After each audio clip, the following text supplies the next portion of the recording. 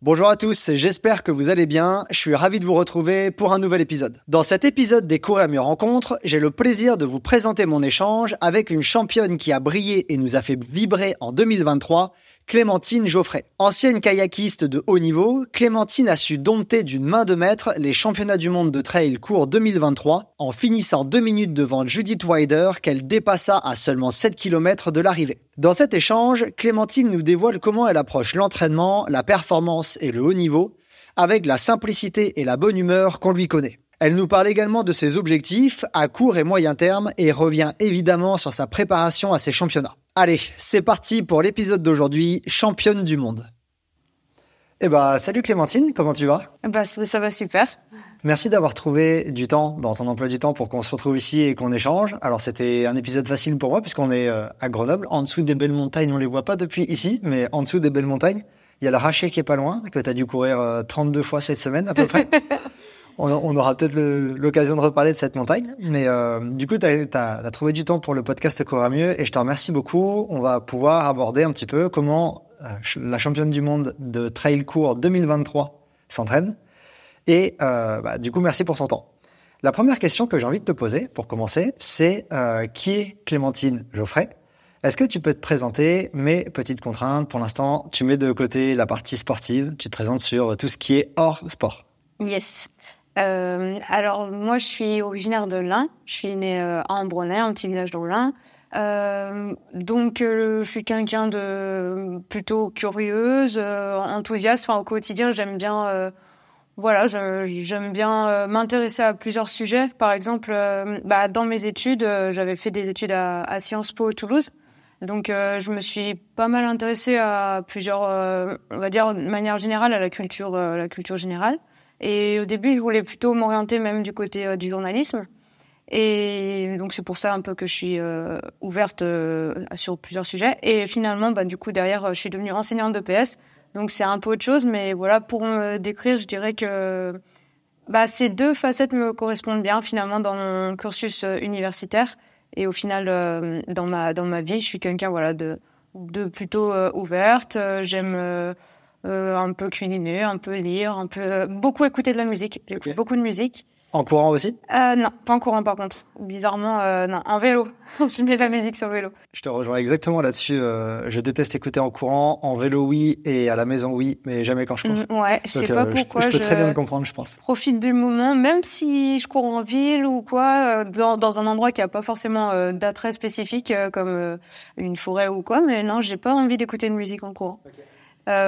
Quoi dire de plus, j'aime bien voyager, j'aime les animaux. Voilà, d'une manière générale. Après, je suis quelqu'un d'assez simple, j'aime la montagne. Ça tombe bien pour ce dont on va discuter aujourd'hui. Mais c'est déjà une présentation qui est assez complète. En termes de métier, aujourd'hui, tu as dit que tu étais devenue prof de PS, mais si j'ai bien compris, tu n'es pas prof de PS aujourd'hui, tu fais autre chose, c'est ça ? Ouais, c'est ça. Alors, cette année, plus particulièrement, je suis en disponibilité. Donc là, je fais plus rien. Mais l'année dernière, donc tout s'est assez vite enchaîné. J'ai eu mon CAPEPS en 2020. J'ai ensuite été mutée à Sens pour ma première année d'enseignement. Et en fait, je me sentais pas forcément bien là-bas pour vivre. J'étais un peu déconnectée de mon milieu, de la montagne. Et donc, en cours d'année, c'était soit je me mettais en disponibilité l'année d'après, soit j'ai trouvé une offre d'emploi à la FFSU, la Fédé du sport universitaire. Et j'ai postulé en tant que directrice régionale, donc un peu comme ceux qui s'occupent de l'UNSS, mais nous, on s'occupe du coup du sport universitaire. Et donc, j'ai postulé, soit Toulouse, Lyon et Grenoble. J'avais postulé aux 3 endroits. Et finalement, j'avais été prise à Grenoble. Et au final, je crois que c'était la meilleure chose qui puisse m'arriver. Ouais, dans les 3 options, c'est une des plus montagneuses que tu pouvais trouver, même si Lyon, c'est pas très loin. Oui, mais je suis super contente au final d'avoir eu Grenoble parce que arrivée ici, du coup, en septembre 2022, j'ai découvert tout cet environnement que je connaissais pas. Moi, j'habitais à l'époque à Saint-Jean-de-Chevelu, donc en l'avant-pays savoyard, au pied de la Dent du Chat. Et ouais, j'ai tout de suite été séduite par Grenoble, son environnement. Les montagnes, mais vraiment très très proches et on peut tout faire quoi. On peut aller dans du très raide, on peut trouver du plus roulant et puis des berges qui sont parfaites aussi. En tout cas pour s'entraîner, c'était vraiment l'idéal. Je suis un peu chauvin, donc j'aurais du mal à te dire que c'est pas le meilleur endroit du monde pour s'entraîner, pour vivre. Mais oui, je vois très bien ce que tu veux dire. Quand je préparais, j'ai préparé 2 courses complètement opposées cette année, l'échappée belle et après les Templiers. Donc rien à voir en fait en termes de terrain. Et pourtant, bah, tu trouves dans la région, tu trouves de quoi travailler ces 2 extrêmes. Est-ce que tu peux nous redire rapidement ton parcours universitaire? T'as dit que tu avais fait Sciences Po, puis CAPEPS. Oui, c'est ça.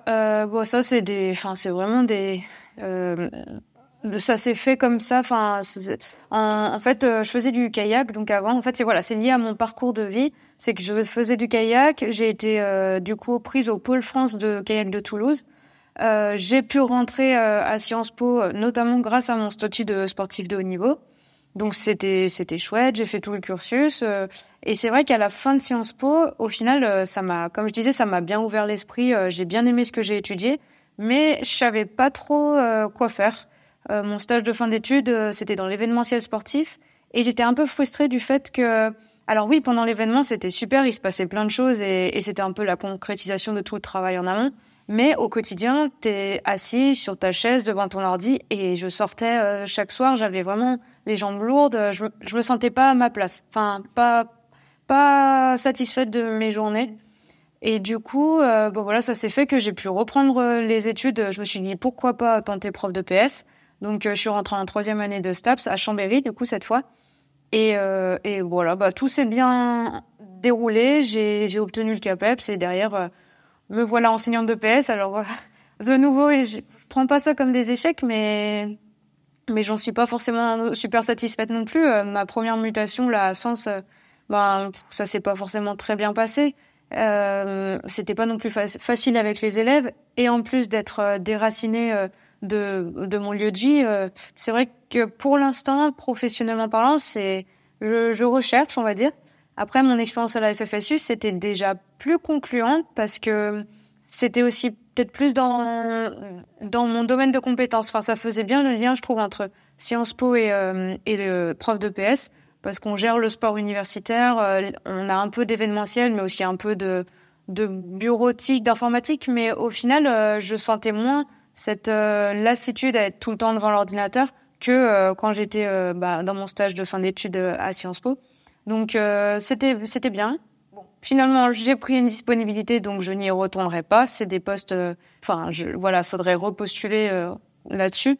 Mais je reste ouverte pour l'avenir. Peut-être que si j'arrive à avoir un poste d'enseignante de PS vraiment dans une région qui me plaît, ça changera aussi la donne. Donc à voir. Est-ce que tu as dans la vie une autre passion que le trail?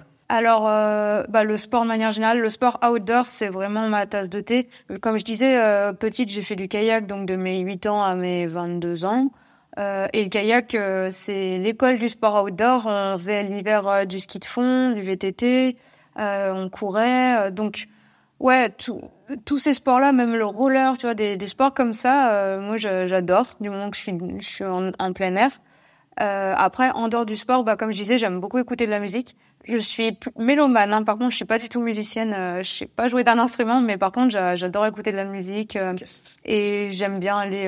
Alors, c'est assez rare, mais voilà, aller voir des petits événements culturels, des choses comme ça. Ça, je suis partante pour des choses comme ça aussi. Okay. Tu fais la transition avec les 3 petites questions qui concluent cette première partie de présentation. Est-ce que tu aurais aujourd'hui un livre préféré, la partie culture, on va dire, de Clémentine Geoffrey? Est-ce qu'aujourd'hui, tu as un livre préféré à nous partager? Alors, préféré, pas vraiment. Alors, Bon, un classique que j'aime beaucoup, c'est Le Petit Prince. Enfin, j'aime beaucoup tout ce qu'il y a autour, tout l'univers et toute la philosophie qu'il y a derrière. Voilà, je veux dire Le Petit Prince. Ok, ça me va. Un ami récemment me disait sur Le Petit Prince que tu peux le relire 10 fois, tu auras 10 lectures différentes. Donc, il y a peut-être ça aussi, ce renouveau avec la même histoire qui peut plaire. Est-ce que tu as un film préféré?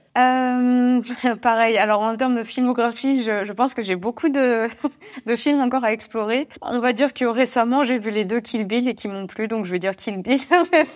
Très bon choix. Tarantino, très bon choix. Voilà. Et dernière du genre, est-ce que tu as une musique ou un artiste préféré? Alors, pareil, vu que j'écoute beaucoup de musique, en fait, c'est des goûts vraiment éclectiques. Enfin, j'écoute de tout. Donc, souvent, quand on me demande ma musique préférée, je cite Sia Unstoppable parce qu'elle me met toujours de bonne humeur. Mais voilà, je peux écouter de la chanson française, mais comme du rap, du reggae, enfin vraiment de tout, du dub. Enfin, j'ai vraiment chaque moment aussi un peu besoin d'une certaine ambiance, donc j'écoute de tout. Est-ce que Unstoppable sera celle que tu écouteras par exemple le matin avant une grosse compétition qui va Voilà. te potentialiser l'énergie, on va dire? Oui, je pense que c'est une de celles-ci qui peut me mettre bien en place pour la course, comme aussi j'aime bien écouter No Stress de, je sais même plus qui c'est qui chante ça, mais je l'aime bien. Voilà. Ok, ça marche. Eh ben, merci pour cette première partie de présentation. Je te propose qu'on passe maintenant à un peu plus le sujet qui nous intéresse aujourd'hui, à savoir le portrait de la sportive que tu es. Alors, moi, j'ai noté quelques éléments que je vais présenter ici, qui résument un peu ta carrière sportive aujourd'hui. Tu pourras revenir sur différents points clés ou pas par la suite. À ce jour, tu es sportive pour la team Keep Run Women Team, c'est ça? Tu es entraînée par Philippe Propage, qu'on salue si jamais il nous écoute. Dans cette même pièce, j'avais reçu Julie Roux, qui elle aussi est entraînée par Philippe. Donc c'est un peu rigolo de nous retrouver aussi ici aujourd'hui. En termes de palmarès sportif, moi j'ai noté que tu avais fait une première course de trail en 2014, puis ensuite tu as été 3e à la Saint-Express, 3e à la Skyrun en 2017, Saint-Express 2014, 3e à la Skyrun 2017, tu as fait première au Trail du Ventoux en 2019, tu as fait 4 départs en 2022 pour 3 victoires. Je les ai pas résumés, mais 4 départs, 3 victoires. Récemment, tu as fait première au Tour des Glaciers de la Vanoise et première à la MCC. Et surtout, on va revenir dessus aujourd'hui, mais tu as fait première au championnat de France de trail court et première au championnat du monde de trail court. À côté de ça, moi j'avais noté que tu as un passé de kayakiste sur lequel on va revenir également, où tu es même allé jusqu'au championnat du monde junior, si je me trompe pas. Et surtout, un point qui est important que j'ai noté, c'est que tu as concouru dans 2 disciplines de kayak qui sont très opposées, qui sont très différentes, le kayak slalom et le kayak de descente. Est-ce que j'ai à peu près résumé ta carrière sportive? Est-ce qu'il manque des points clés? Non, ouais, c'est exactement ça. Juste au début en trail, du coup, j'avais participé et pour moi c'est important parce que c'est ce qui m'a permis derrière de aussi structurer l'entraînement parce que je suis rentrée dans la team Buff au Calais-Saisie à l'époque. C'était en espoir, j'avais fait les championnats de France à Saint-Martin-de-Vésubie. Et le fait de gagner en espoir, justement, derrière, j'avais été contactée par Fred Bousseau pour rentrer dans la team Buff au Calais-Saisie. Et ça avait quand même bien changé la donne pour moi parce que du coup, j'avais eu un entraîneur de trail, spécialisé dans la course à pied, alors qu'avant, j'avais toujours eu que des entraîneurs de kayak. Donc, c'était Julien Rancon à l'époque. Et ça m'a vraiment permis de découvrir et de structurer mon entraînement à l'athlétisme. J'allais te poser une question par la suite qui ressemble à celle-là, donc je saute directement sur l'occasion parce que ça fait la transition. Je voulais te demander un peu plus tard si tu avais un moment important dans ta carrière sportive, un espèce de virage qui a changé les choses.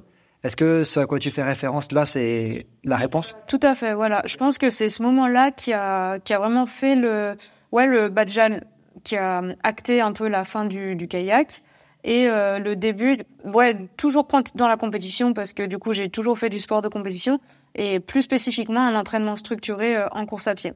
Okay. Et même aujourd'hui, je me rends compte que le travail que j'ai sûrement entamé à cette période-là, en 2016-2017, je pense qu'il paye aussi aujourd'hui. Parce qu'au début, je me souviens que je faisais des séances à plat, c'était un peu nouveau pour moi, tout le fractionné à plat. Et je trouvais ça très dur et je me voyais pas forcément normal, on est toujours impatient et on se voit pas forcément progresser tout de suite et j'ai l'impression que maintenant j'arrive je progresse petit à petit et je sens les progrès et je me dis tiens ça doit aussi venir de cette période, c'est le travail accumulé sur plusieurs années qui commence à payer. Oui, et certainement que même si c'est pas de la course à pied directement, on reviendra dessus par la suite, mais ton passé de kayakiste, il n'est pas non plus à zéro dans ce que tu es aujourd'hui comme sportif. Oui. Donc tout ça a construit peut-être un peu carrément la sportive que tu es aujourd'hui. Je reprends du coup dans l'ordre des questions que j'avais prévues. Est-ce que tu peux revenir un petit peu sur ton passé de sportive, le fait que tu aies fait donc championne du monde junior en 2011, le fait que tu aies fait du kayak slalom, mais également le fait que tu as fait de la descente, qui est une discipline moins connue. Elle n'est pas olympique, si je dis pas de bêtises? Non, c'est pas olympique. Et toi, qu'est-ce que c'était en fait à cette époque-là, ce sport, comment tu le vivais et comment tu as vécu un peu cette transition entre le kayak et le trail? Alors même en kayak, on peut dire que j'ai fait les 3 disciplines. Alors j'ai pas fait comme Julie du kayak polo, c'est bien la seule discipline du kayak que j'ai pas fait, on va dire, mais j'ai aussi fait de la course en ligne. Donc là pour le coup, c'est sur le plat, en eau plate sur un lac. Et c'est olympique, la course en ligne. Donc, la course en ligne et le slalom sont olympiques. La descente, au final, c'est quand même, j'allais dire, ça se rapproche un peu du slalom dans le sens où t'es en eau vive. Donc, faut quand même savoir naviguer en eau vive. Mais effectivement, ouais, en slalom, donc on passe des portes. Moi, c'était vraiment le slalom que j'appréciais le plus. Parce que j'aimais bien avoir un peu cette rigueur de, les portes, il faut pas les toucher, il faut pas les rater, il faut bien préparer son parcours. Ça, j'aimais beaucoup. Faut savoir jouer avec les mouvements d'eau. Et en descente, la descente, c'était plus l'aventure aussi. On part sur une rivière qu'on connaît pas forcément. Très connue dans le coin, il y a les rapides d'Em à Bourg-Saint-Maurice, où à l'époque, on avait nos championnats de France sur ces rapides. Et c'est vrai qu'à chaque départ, moi, j'avais toujours un petit peu, bien sûr, l'excitation et un peu la boule au ventre aussi, parce que ça, c'est de la grosse eau vive quand même.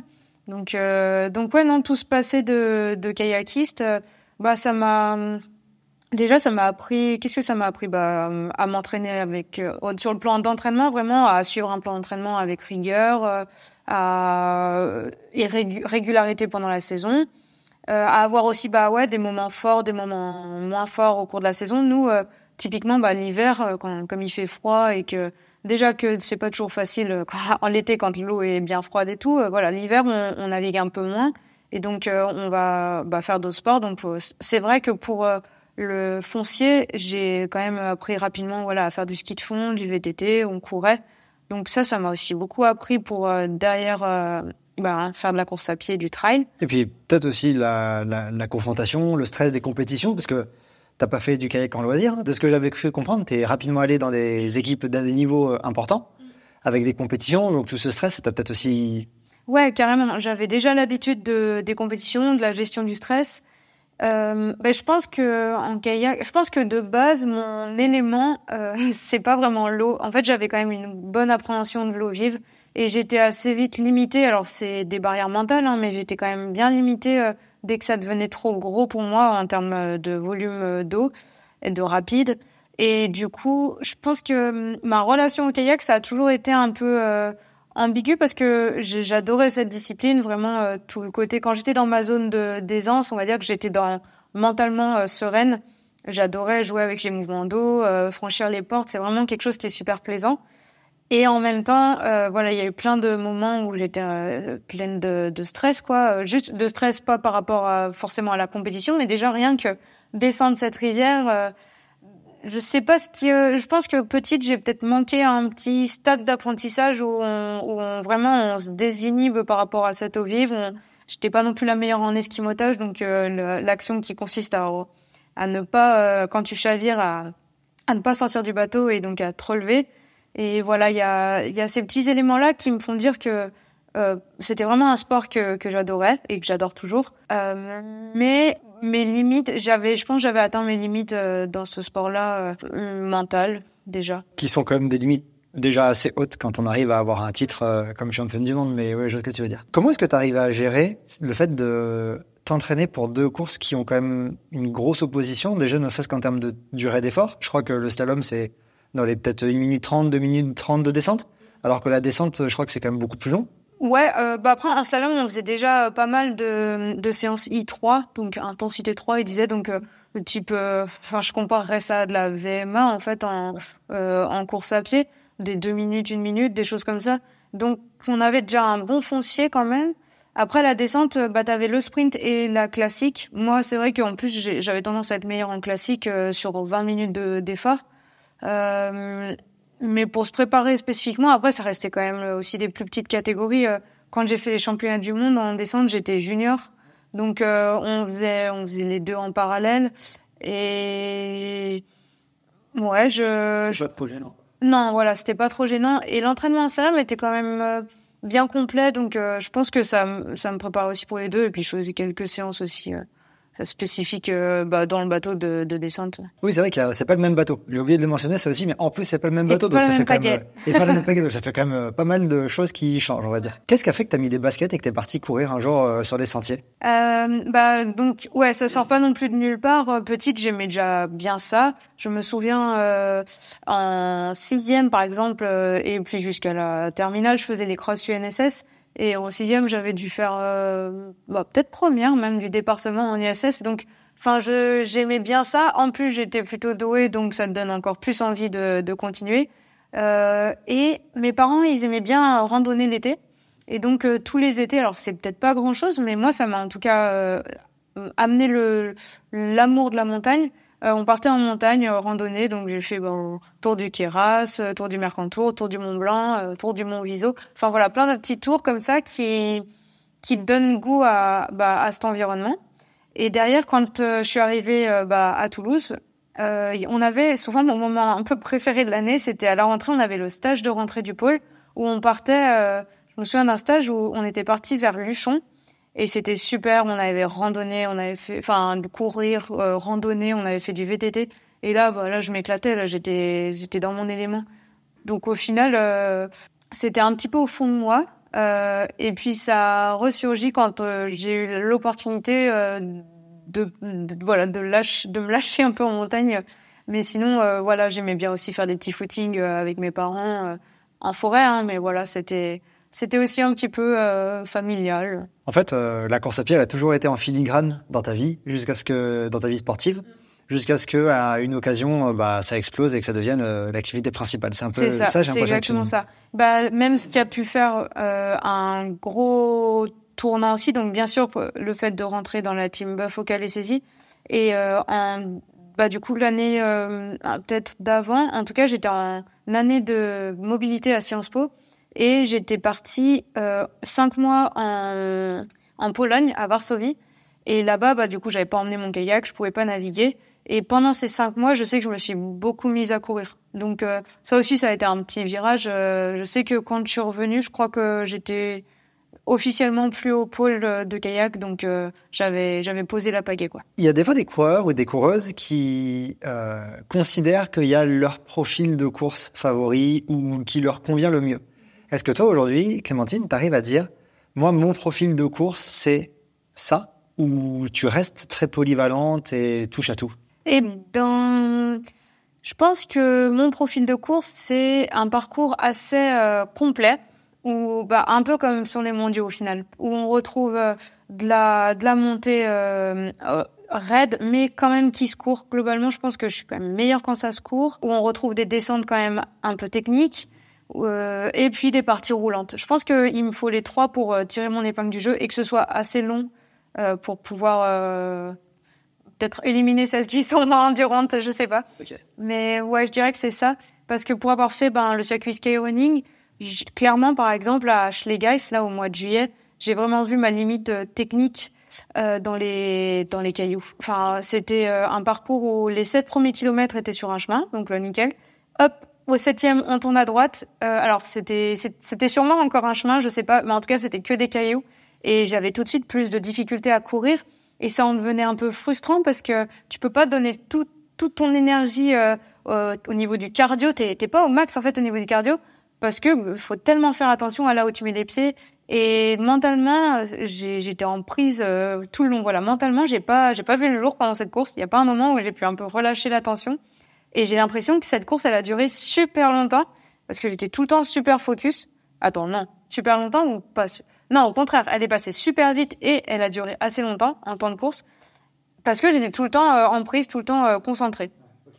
Et pourtant, ouais, on avançait pas. Enfin, voilà, je sais pas si c'est trop rapide ou trop lent, mais en tout cas, l'avancement dans la course était vraiment différent d'habitude, quoi. Du fait d'être toujours concentré sur là où tu mets les pieds. Ok.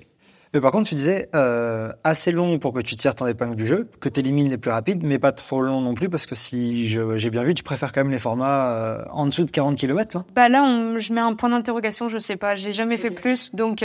Si ça se trouve. Voilà, je sais pas jusqu'où je peux aller, mais en tout cas, je me suis rendu compte que j'avais quand même une certaine endurance à tenir, donc après, à voir si je tiens sur plus long, mais voilà, déjà un minimum de kilomètres. Une question que je voudrais te poser, c'est aussi parce que j'ai l'impression, en ayant écouté un peu des podcasts de toi ou des interviews que tu as pu faire dans des magazines, que la compétition, elle a toujours été hyper présente dans ta vie, de sportive, mais même de tous les jours, puisque tu avais quand même pas mal de compétitions à préparer.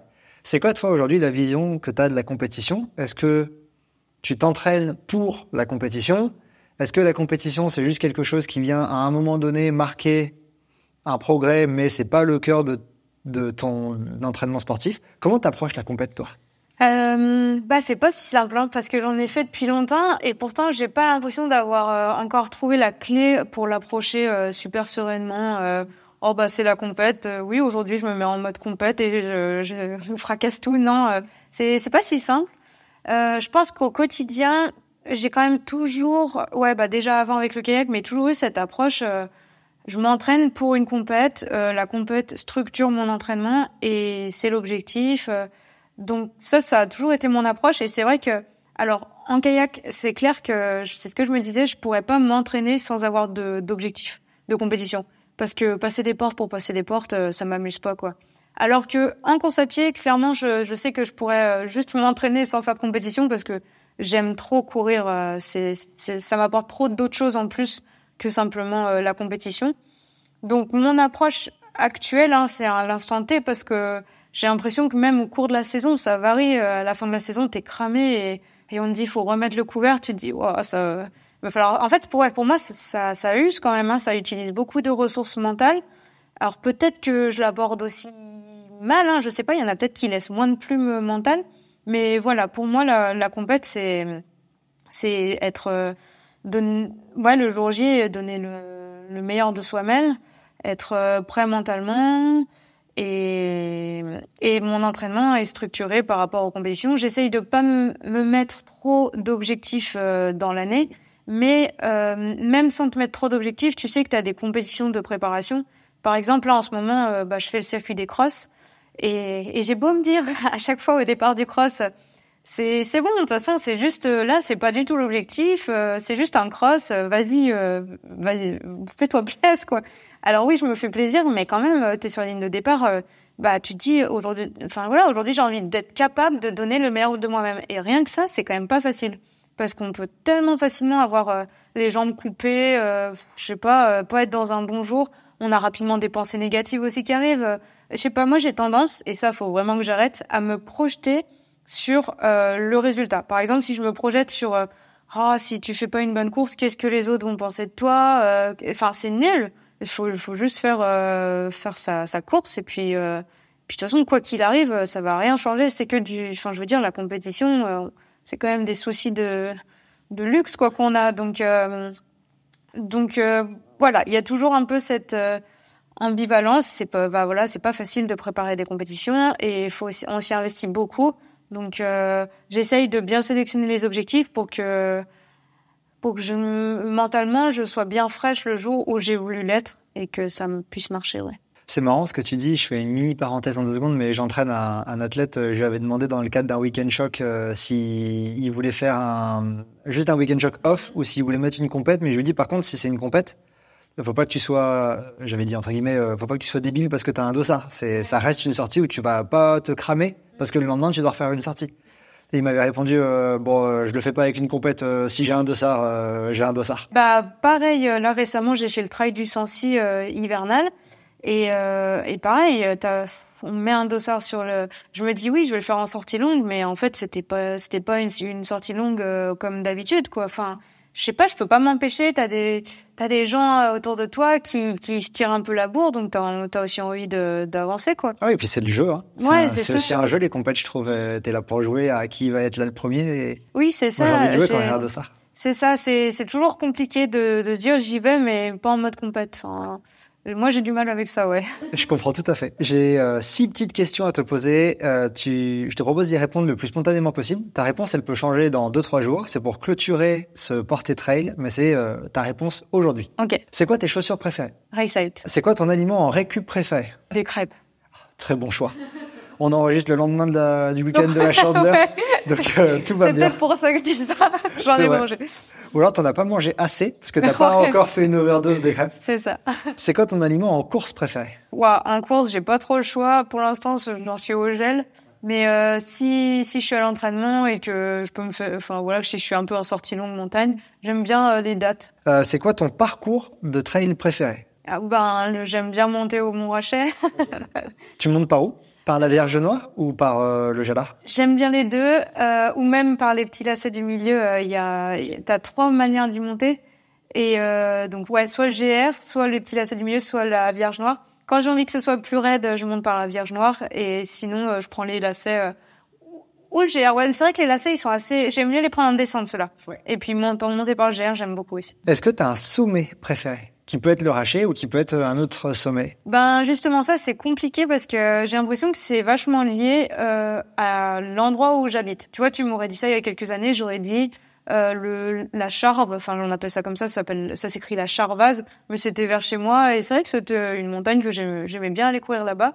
Donc là, je dirais le Rachet parce que disons que c'est l'endroit quand je reviens à Grenoble, par exemple si j'ai été en stage ou ailleurs pendant un petit moment, je suis toujours contente de monter là-haut.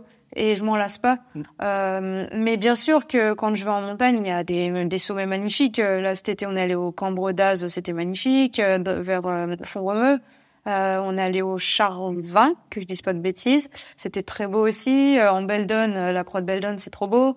Donc, tout est beau. C'est dur de choisir. C'est dur d'en choisir un. Ouais. Mais réponse très complète. Ton meilleur souvenir en trail, si tu dois en garder qu'un seul? Les mondiaux. Comme par hasard. Et trop bien, ça va nous faire la suite, la transition vers la suite. Et Clémentine, je te remercie beaucoup pour cette première partie sur qui tu es en tant que qui est Clémentine et qui est la sportive derrière ce prénom. Je te propose qu'on passe maintenant sur la partie liée à l'entraînement pour comprendre un petit peu plus comment est-ce que tu t'entraînes.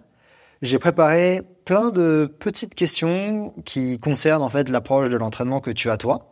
Je vais te poser un petit peu dans l'ordre, donc c'est un peu vraiment de décortiquer cette espèce de gros puzzle qui est de manière générale l'entraînement, parce que comment on s'entraîne, c'est complexe au final.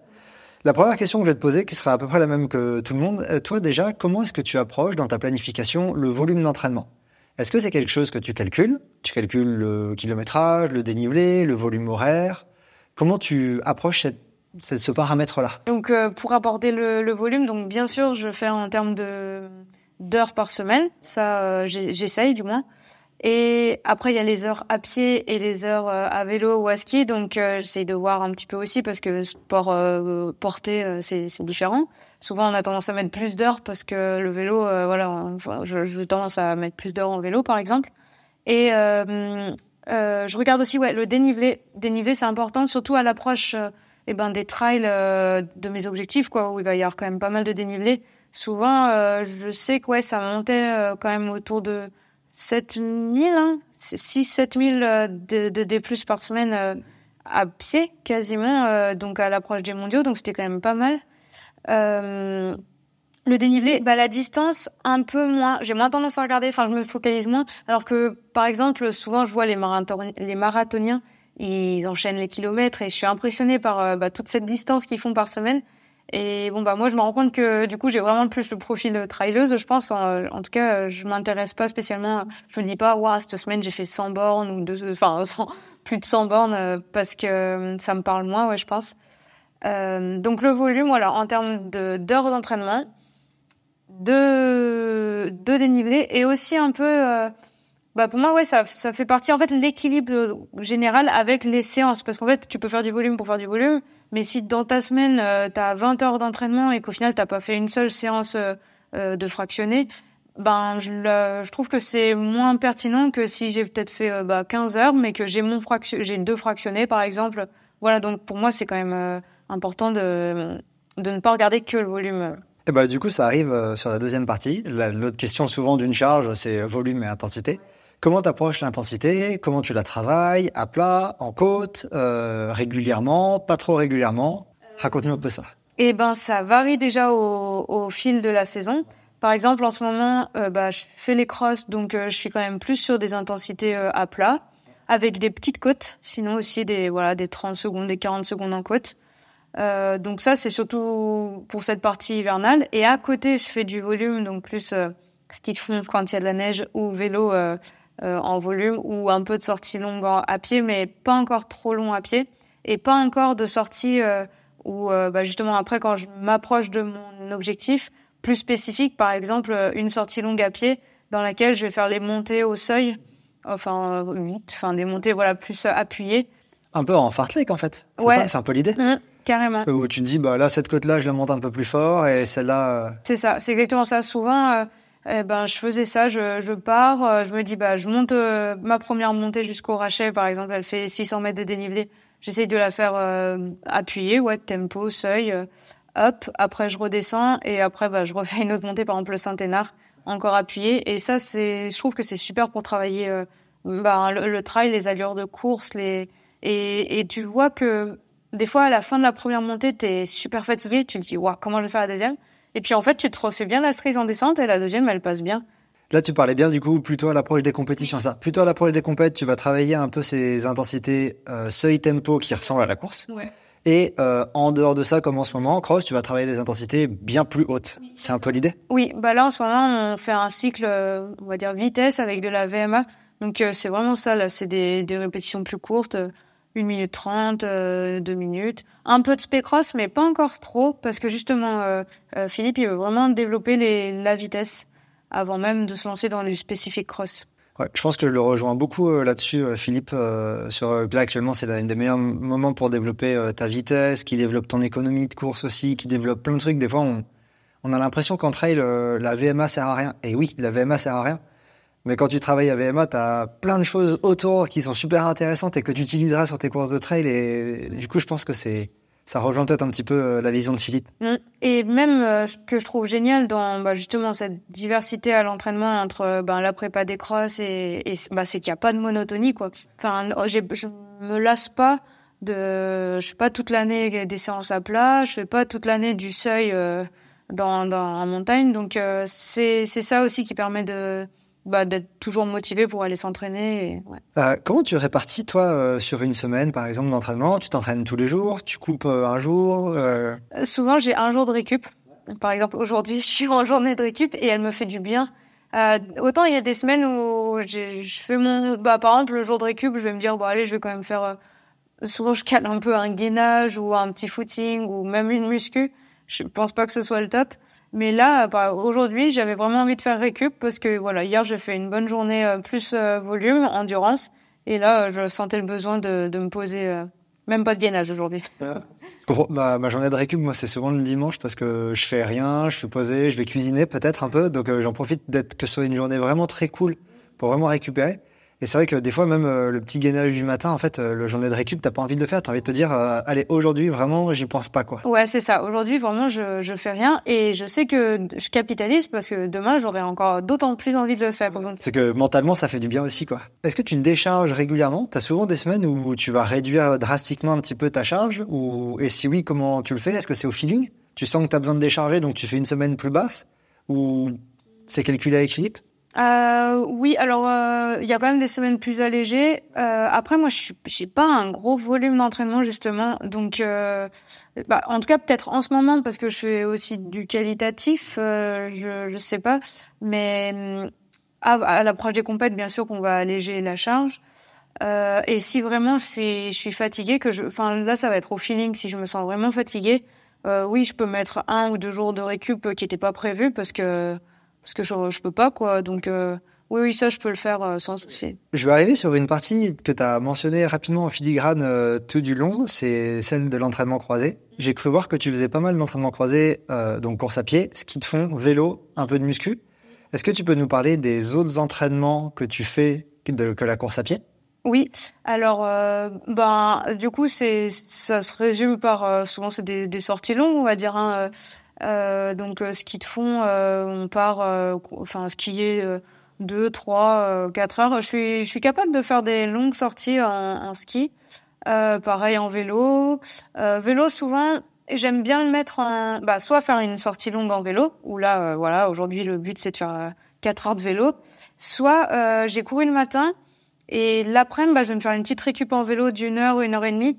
Mais parce que j'aime pas trop, j'ai pas l'habitude de doubler à pied, par exemple de me dire le soir je vais me faire un footing de récup. C'est moins instinctif pour moi d'aller faire un footing de récup qu'un tour de vélo en récup. Et aussi, alors j'avais eu cette discussion longtemps parce que de manière générale, je suis pas un grand fan du terme footing de récup. Ça va peut-être rejoindre ce que tu viens de dire.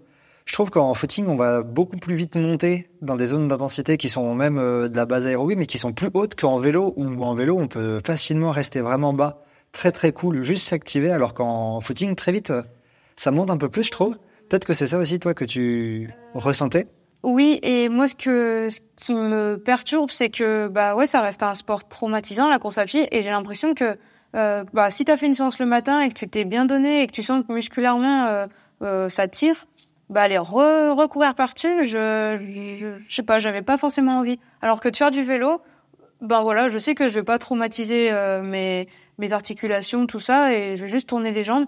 Après, je dis, je vais faire de la récup en vélo, mais souvent, je vais quand même faire un petit col ou quoi. Donc, au final, cardiaquement, je pense que je suis pas vraiment. Mais tu montes quand même. Ouais, je pense que je monte quand même. Par contre, je sais que voilà, je m'abîme pas les articulations, et au contraire, même des fois, je me dis, bon bah super, t'as fait ta VMA à plat, donc ça c'est bien. Et pour toujours garder un petit peu cette idée de faire du dénivelé, bah je me dis bah voilà, ton petit tour de vélo, ça va te mettre un peu de dénivelé dans la semaine.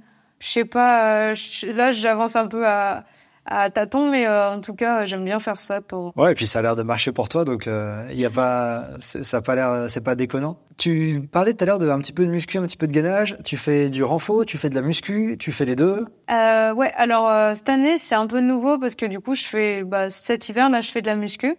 Mais je prends ça plus comme une initiation à la muscu parce que je fais pas des grosses séances. Parce que du coup, quand je faisais du kayak, j'en ai beaucoup fait. Alors, de la muscu du haut du corps et gainage énormément aussi. Donc, tout ce qui est gainage, je me sens en maîtrise. Enfin, je sens que je sais je suis capable de me planifier quelque chose en gainage.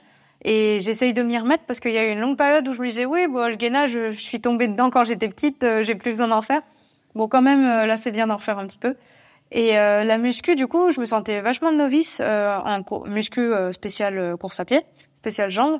Et du coup, j'ai demandé à mon kiné à Grenoble s'il pouvait aussi déjà me montrer des exos, parce que souvent on peut trouver des exos un peu partout, on peut m'en envoyer et tout, mais c'est juste que je me rends compte que j'ai pas forcément la bonne posture.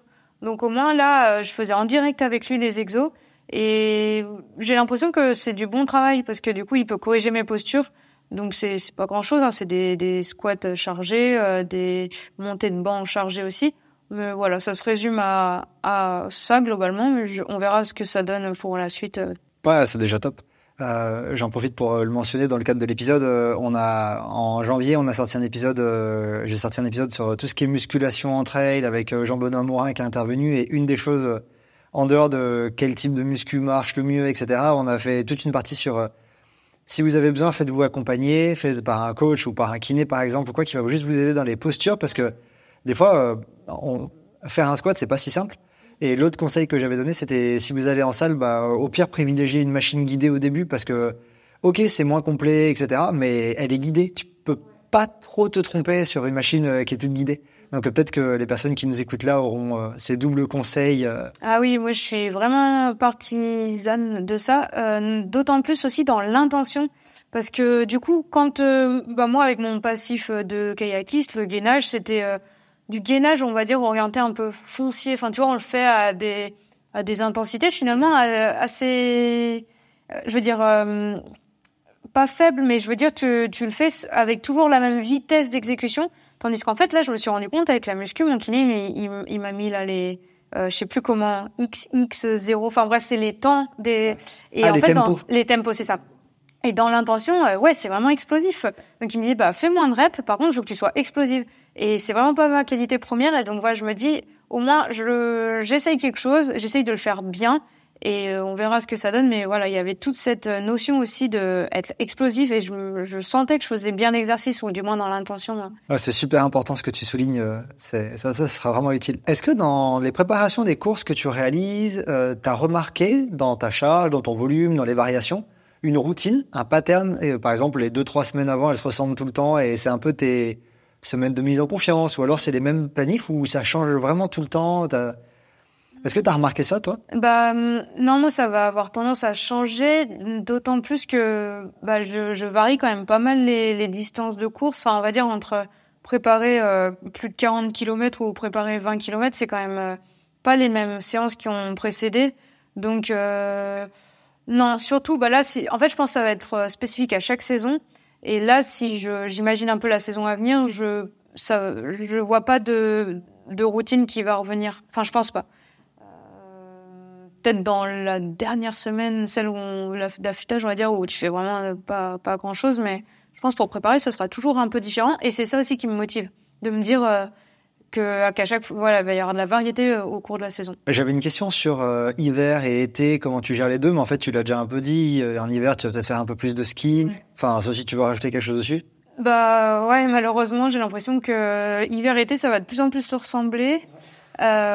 Juste hiver, il y a moins justement de pression liée à la compétition parce qu'on n'est pas dans le cœur des compétitions importantes et du coup, c'est juste ça qui va changer. Est-ce que tu fais de la préparation mentale ? On a beaucoup parlé de physique jusqu'ici. Tout à l'heure, tu as dit que des fois, c'était pas facile d'aborder les courses. Est-ce que toi, tu as intégré ça dans ton... Alors non, pas de manière vraiment accompagnée. Je sais que l'année dernière, j'étais allée voir une fois une psychologue en début de saison, je crois. Mais c'est parce que j'en ressentais le besoin, donc j'y étais allée. Et je m'étais dit, ça serait bien, j'avais vraiment ressorti plein de choses positives de cet échange. Et je m'étais dit, faudrait que j'y retourne. Et finalement, je suis pas retournée. C'était un peu loin aussi. Enfin, ça me faisait me déplacer. Et c'est vrai qu'après, j'ai pas pris ce temps-là.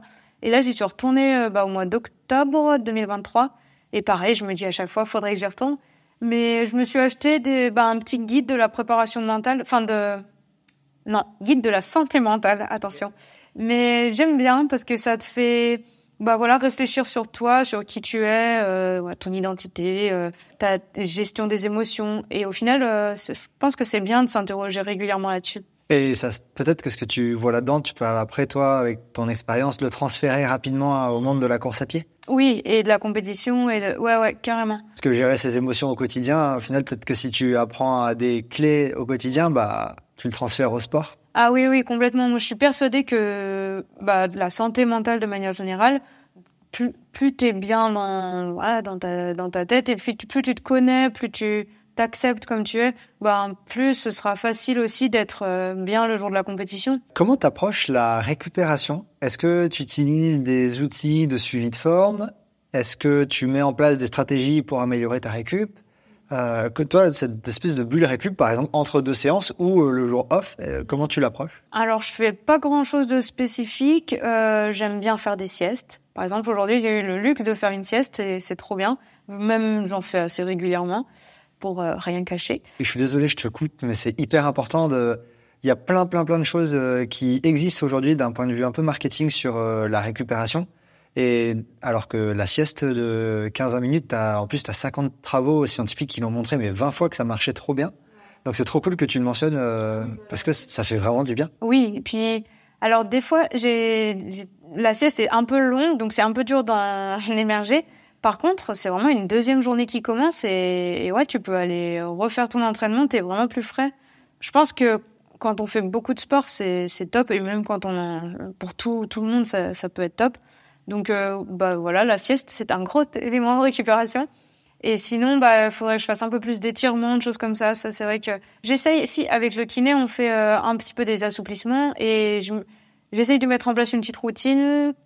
Voilà, faut que je m'y tienne un peu plus parce que j'ai bien la routine gainage en tête maintenant, mais c'est vrai que les assouplissements, ils passent un peu plus à la trappe. Et du coup, tu suis ta forme avec, par exemple, ta variabilité de fréquence cardiaque, la fréquence de repos, un questionnaire, quelque chose comme ça, ou vraiment pas du tout ? Non, je fais pas ça. Après, de temps en temps, je mets le cardio en courant. Et des fois, je vois qu'il monte moins ou des choses comme ça. Et je le corrèle instinctivement avec le fait que je suis fatiguée. Souvent, c'est corrélé. Quand je me sens fatiguée et que sur la séance, c'est pas forcément monté comme je le pensais, je me dis oui, ça doit être lié. Hein. Alors, je vais sauter je rebondis sur quelque chose que tu as dit. Ça veut dire que tu as dit, je mets le cardio de temps en temps quand je vais faire ma séance. Tu le mets pas à chacune de tes séances ? Non. Déjà, si je vais faire un footing, je le mets pas forcément. Parce que même si... En fait, ça dépend vraiment de mon état d'esprit. Des fois, j'ai envie de le mettre juste pour me dire, allez, aujourd'hui, tu fais tout ton footing à moins de 160 BPM. Et des fois, je suis un peu dans cette démarche de, tu vas pas plus haut que ça, machin. Et d'autres fois, juste, j'ai envie de me laisser vivre, faire comme je veux. Mais sur les séances, ça m'importe, que j'aime bien voir si je suis si j'ai réussi à monter haut, si j'ai atteint un peu mon max, c'est un bon indicateur. Même si là c'est un peu nouveau parce que par exemple toute l'année dernière je l'utilisais pas du tout. Voilà, là, en ce moment j'aime bien l'utiliser un peu et j'aime bien le mettre sur les crosses par exemple parce que les crosses tu vois vraiment comme ça monte. Et puis je sais pas trop si je le mettrais sur les trails parce que en plus ça a tendance à m'irriter un peu. Bon après je peux mettre un petit sparadrap mais je sais pas, je verrai. Tu touches un point hyper sensible chez moi, je suis obligé de te le dire, je suis un fan de la ceinture de fréquence cardiaque, j'ai récemment arrêté de l'utiliser en muscu. Alors que c'est inutile en muscu, mais j'ai réussi à faire le travail de me dire allez c'est bon, j'arrête de la mettre en muscu et je fais pas une sortie sans la ceinture de FC. Donc j'essaie de garder ton message en tête pour me dire peut-être que je peux des fois m'en passer un peu plus que ce que je fais. Ouais, après c'est un outil en plus. Moi j'aime franchement juste par curiosité, ça me fait marrer de voir à combien je suis. J'aime bien, mais c'est pour ça des fois. C'est un peu comme si j'avais de la musique, tu vois. Je me dis, non, mais aujourd'hui, de toute façon, je cours pas en musique, mais voilà, c'est un peu comme se dire, allez, je m'enlève ça, je fais juste comme j'ai envie. Puis que je sois à 150, 155, ça va pas changer ma vie, quoi. Donc voilà. Après, c'est plus typiquement quand je suis fatiguée ou des choses comme ça où t'as envie de voir, tu te dis, attends, on va aller vérifier mon ressenti. Ok, super intéressant. Une question aussi que je me posais, c'est comment toi, dans ta vie aujourd'hui, t'as réussi... Alors cette année, c'est peut-être plus facile pour toi, mais les années précédentes, comment t'as réussi à équilibrer ta vie personnelle, ta vie professionnelle et ta vie de sportive de haut niveau? Alors j'ai pas j'ai pas les mêmes contraintes que beaucoup. Enfin, j'ai pas d'enfants. Je suis vraiment... disons que je peux faire passer le sport quand même bien en avant. Après, par rapport au boulot, j'arrivais quand même à trouver des plages d'entraînement suffisantes. Je trouve que ça se combinait bien. Par exemple, j'y allais entre midi et 2. Franchement, si tu y vas déjà entre midi et 2 et ensuite le soir en sortant du boulot, tu peux faire Alors après, ça dépend quel boulot t'as, mais voilà, tu peux faire 2 séances par jour. Donc le seul truc qui me manquait quand je travaillais, c'était la sieste justement. Où j'aurais bien aimé après le repas, après l'entraînement plus le repas, j'aurais bien aimé avoir un petit moment. Ça, je trouve que ça manque dans nos. Après, ça dépend des entreprises, hein, mais voilà Et du temps que t'as. Ouais. Ça dépend aussi du temps que t'as, parce que si t'as une sortie de 2 heures, tu reviens bosser, des fois tu n'as même pas mangé, c'est ça? Si t'as une sortie de 1 heure, tu peux peut-être trouver le temps de fermer les yeux 10 minutes, quoi. Après, je sais que l'année dernière aussi, j'avais tendance à me lever beaucoup plus tôt et du coup, des fois, de faire le matin avant d'aller au travail, vu que j'arrivais au travail vers 9h. Donc, ça me laissait le temps quand même de faire pas mal de choses avant. Mais je me rends compte aussi que du coup, tu traînes quand même pas mal de fatigue sur la journée. Là, c'est vraiment le luxe de pouvoir... Alors, même un peu trop le luxe, parce que des fois, justement, t'as tellement de temps, entre guillemets, que faut quand même te mettre des contraintes, parce que il y a un moment, se lever à 9h, c'est quand même pas classique. Alors, bon, si je me lève à 9h et que je me sens, que je sens que j'ai bien récupéré, ça veut dire que j'ai fait une bonne nuit, donc je me dis, c'est de la récupération, c'est super. Ouais. Donc, je vois. C'est un petit peu expérimental d'être comme ça, de pas travailler, donc c'est chouette de pouvoir le vivre et de le vivre pleinement. Ouais, et puis c'est peut-être pour toi, dans ta carrière sportive, le meilleur moment pour le vivre. Hein. Oui, je pense que s'il y a un moment pour le faire, c'est maintenant. Et c'est pour ça que j'ai saisi l'opportunité aussi. Petite pause. Si cette rencontre vous plaît, je vous invite à aimer la vidéo, la commenter, la partager et vous abonner à ma chaîne en activant les notifications pour ne rater aucune de mes publications. Je vous invite aussi à rejoindre Courir Mieux sur ses autres réseaux comme Instagram et le podcast disponible sur toutes les plateformes d'écoute. Vous pouvez aussi vous rendre sur le site courirmieux.fr où vous retrouverez mes articles de vulgarisation scientifique et mes tests matériels. Enfin, vous pouvez soutenir Courir Mieux et rejoindre sa communauté de passionnés de trail et de course à pied sur Patreon. Les différents abonnements vous donnent accès à de nombreux avantages, à des contenus exclusifs et à la possibilité de poser vos questions à mes invités. Les liens vers les offres sont dans la description. Allez, on retourne à cette rencontre. Je voudrais parler un peu avec toi, alimentation. Est-ce que tu suis un régime alimentaire particulier? Est-ce que tu manges de tout? Est-ce que c'est un point sur lequel tu es hyper vigilante par rapport aux doses, etc., pour vraiment pas manquer? Ou est-ce que c'est quelque chose qui passe des fois un peu au second plan? Non, alors j'ai pas de régime particulier, je mange de tout. Et là, du coup, j'en ai pas mal parlé dans le podcast Extraterrien, mais c'est vrai que j'ai eu une période quand je faisais du kayak, avant d'arriver à Toulouse, où j'avais voulu m'affûter.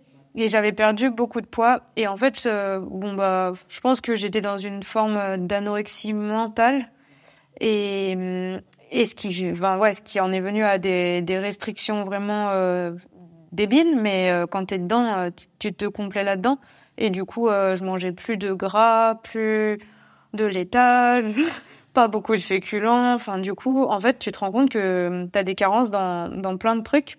Donc là, j'ai quand même j'ai repris depuis. Je pense avoir réussi. Oui, ça c'est sûr que j'ai réussi à dépasser cette restriction mentale que je m'imposais. Par contre, maintenant, c'est vrai que mon poids, il est toujours assez fluctuant. Enfin, je suis quand même un petit gabarit et d'avoir des variations de bien 4 kilos je trouve que c'est quand même assez important dans une saison. Et j'ai toujours un peu du mal à m'équilibrer parce que on est dans un sport où on dépense beaucoup d'énergie. Enfin, c'est un sport d'endurance. Donc souvent, par exemple, quand je fais des sorties longues, j'ai plus faim, quoi. Je ressens et donc là-dedans, peut-être que ça vient aussi du fait que je m'alimente pas suffisamment à l'effort. Je sais que j'étais allée voir une diététicienne qui me disait il y a la ration d'effort quand tu dépasses 1h30, 2 heures, il faut vraiment s'alimenter. Et ça, typiquement, je suis une mauvaise élève là-dessus. Sauf que du coup, quand tu rentres après ta sortie longue, par exemple de vélo, en fait, t'as super faim. Enfin, t'as tendance à plus te jeter sur la nourriture. Et derrière, ça fait toujours un peu le yo-yo et je suis pas satisfaite de mon rapport à l'alimentation. Donc, il y a encore je pense, des choses à faire pour stabiliser parce que je suis pas satisfaite du fait qu'il y ait aussi des variations comme ça. Donc après le poids, faut que j'essaye de m'en détacher aussi, c'est qu'une donnée parmi tant d'autres. Et on a toujours un rapport assez particulier à ça. Mais en tout cas aujourd'hui, j'ai bien compris que c'était très important d'avoir des féculents, donc je mange beaucoup de féculents à tous les repas. Et quitte à même enlever des rations de fruits et légumes pour privilégier les féculents. Enfin, c'est ce que la diète m'a dit. Et je la crois. Derrière les protéines, les huiles, tout ça. Je pense que j'ai une bonne alimentation sur le papier, genre bien variée et bien équilibrée pour une sportive. Mais quand même, elle est très riche au final. Par exemple, je mange beaucoup de purée d'oléagineux, des choses comme ça. Et en fait, quand tu regardes les calories, c'est énorme. C'est difficile aussi de connaître son poids de forme. Là, je peux me dire, est-ce que c'était le poids que je faisais pendant les mondiaux? Enfin, tu vois, c'est des choses, je sais pas. Donc, j'essaye d'être, autour de ce fameux poids des mondiaux. Là, c'est l'hiver, je suis un peu au-dessus. Voilà, faudra que je réussisse à m'affûter au moment voulu, mais j'ai pas non plus envie de me mettre trop de restrictions par rapport à ça. Parce que on m'a tellement rabâché et je le crois que c'est pas non plus le facteur déterminant dans la performance que voilà, j'essaye de m'en détacher, même si au regard de ma longue réponse, tu peux dire que c'est quand même pas évident. Ah non, mais c'est un point qui est super important. Et alors du coup, j'invite déjà les personnes qui nous écoutent à aller écouter cet épisode d'Extraterrien où tu parles de l'alimentation. Si vous y avez consacré un long moment, je pense qu'ils auront encore plus d'infos là-dessus. Et c'est quand même un point qui est important dans la vie des sportifs. Si toi, en plus, ça a eu une place un peu étrange dans un moment de ta vie sportive, c'est normal d'en parler. Je rebondis juste sur une chose que tu as dit. On en avait parlé dans l'épisode qui est en ligne avec Simon Gosselin. Si les auditeurs veulent, ils pourront aller l'écouter. Lui, qui est entraîneur, il disait vraiment à ses sportifs, tu manges quasiment comme tu mangerais en course à chacune de tes sorties longues. Parce que d'une part, si tu manges pas comme ça, tu seras fatigué, tu pourras pas doubler dans la journée. Et lui, il met souvent des entraînements doubles. Donc il dit déjà, tu vas arriver à la fin de ta sortie, tu l'as faite, très bien, mais tu vas être fatigué. Et en plus, ce que tu peux manger raisonnablement, que ton estomac peut prendre en un repas, en fait, si t'as pas assez mangé pendant la sortie, ça suffira jamais à compenser. Donc déjà, t'arriveras pas à bien compenser si t'as pas assez mangé. Et en plus, tu vas être plus fatigué, donc mange vraiment pendant l'entraînement. Et on avait dédié un moment de l'épisode à ça. Ça m'a fait penser à ce bout d'échange que j'ai eu avec lui. Oui, c'est super important et il faut bien sûr s'entraîner à manger à l'entraînement pour pouvoir manger en compétition. Et rien que l'année dernière, je me forçais aussi à manger à l'entraînement en me disant si t'es pas capable de le faire là, tu y arriveras pas le jour de la compète. Ouais, c'est clair. C'est vraiment à la mode.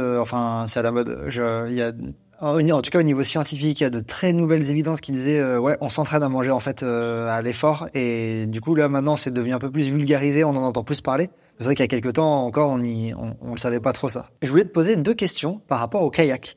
Est-ce que tu as l'impression que des compétences sportives que tu as développées dans ta vie de kayakiste, certaines te servent beaucoup aujourd'hui, qu'il y a eu un fort transfert? Si oui, lesquelles? Est-ce que tu peux nous parler un peu de ça?